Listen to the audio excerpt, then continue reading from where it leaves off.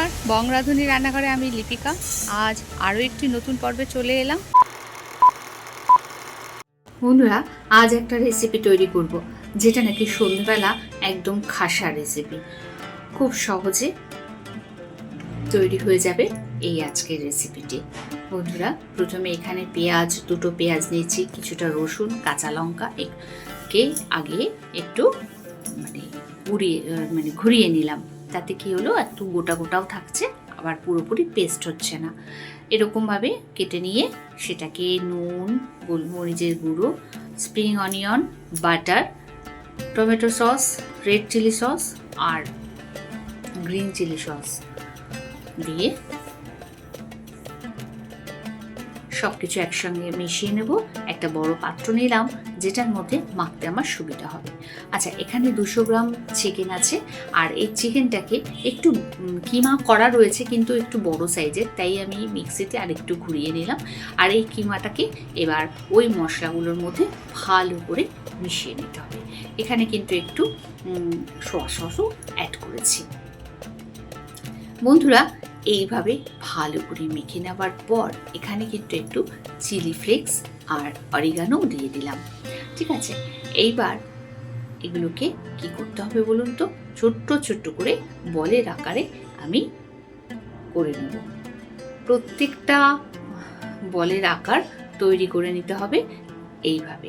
এক মাপের বলের আকার, চিকেন বলের আকারটা দিয়ে নেব। প্রত্যেকটা চিকেন বল আমার রেডি হয়ে গেছে। আর চিকেন বলগুলো যখন রেডি হয়ে গেছে, তখন এবার আমি এখানে অন্য একটা পাত্রে একটু ময়দা নিয়েছি, একদম শুকনো ময়দা, যেটার মধ্যে চিকেন বলগুলোকে এইভাবে কোট করে নিতে হবে শুকনো অবস্থাতেই। প্রথমে শুকনো অবস্থাতে ময়দার মধ্যে চিকেন বলটাকে কোট করে নিলাম, নিয়ে এবার দিয়ে দিচ্ছি জলের মধ্যে। আর এই জলের থেকে তুলে নিয়ে আবারও দিয়ে দিচ্ছি ময়দার মধ্যে। দুবার করে এইভাবে ময়দার মধ্যে কোট করে নেব। আর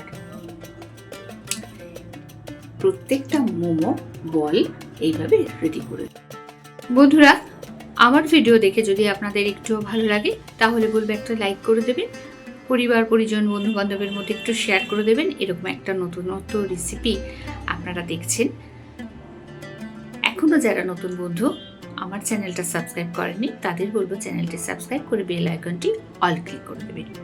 প্রথম নোটিফিকেশন আপনার কাছে চলে যাবে। মোমোর বলগুলো সব রেডি হয়ে গেছে। এদিকে আগে থেকেই আমি এখানে একটা পাত্রের মধ্যে জল বসিয়েছিলাম, জলটা এখন ফুটে উঠেছে টকবক করে। তখন কিন্তু এই ডাম্পিং মোমোগুলো সব একসাথে দিয়ে দিচ্ছি একটা একটা করে। আমাকে 7 মিনিট অপেক্ষা করতে হবে। 5 থেকে 7 মিনিটের মধ্যে কিন্তু দেখুন ফুলে ওপরে ভেসে উঠেছে মোমোগুলো। ডাম্পিং মোমো একদম যখন ফুলে ভেসে উঠবে উপরের দিকে, তখনই বুঝে নিতে হবে যে মোমোগুলো রেডি হয়ে গেছে। জল থেকে তুলে নেব, তুলে নিয়ে গরম গরম পরিবেশন করব। বন্ধুরা, কত সুন্দর হয়েছে দেখতে, আর তেমনি খেতে টেস্টি। আজকে কোনো মাখামাখি বেলাবেলি ঝামেলা ছাড়াই খুব সহজে অল্প সময় ডাম্পিং মোমো রেডি হয়ে গেল। ওপর থেকে স্প্রিং অনিয়ন ছড়িয়ে দিচ্ছি। গরম গরম মোমোর সাথে red chilli sauce, tomato sauce mixed করে দিয়েছি, গ্রিন চিলি সস দিয়েছি। আজ তবে এই পর্যন্ত, ফিরছি আগামী পর্বে। ভালো থাকবেন, সুস্থ থাকবেন। সঙ্গে থেকে সম্পূর্ণ ভিডিও দেখার জন্য অনেক অনেক ধন্যবাদ।